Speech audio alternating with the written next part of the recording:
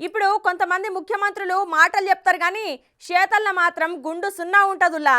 కానీ ఈ ముఖ్యమంత్రి సారు అట్లా కాదుల్లో, చెప్పిండంటే శేషుడే అన్నట్టు కథ వేరే ఉన్నది కదా.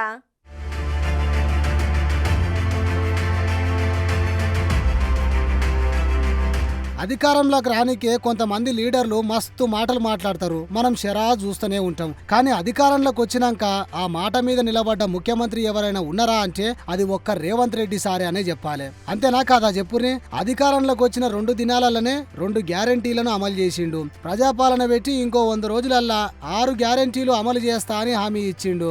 మొన్న ట్రాఫిక్ లో మామూలు జనాల బండ్లతోనే రేవంత్ సార్ కాన్వాయ్ పోవుడు మనం చూసినాం కదా. అగో ఇప్పుడు చూడుర్రి.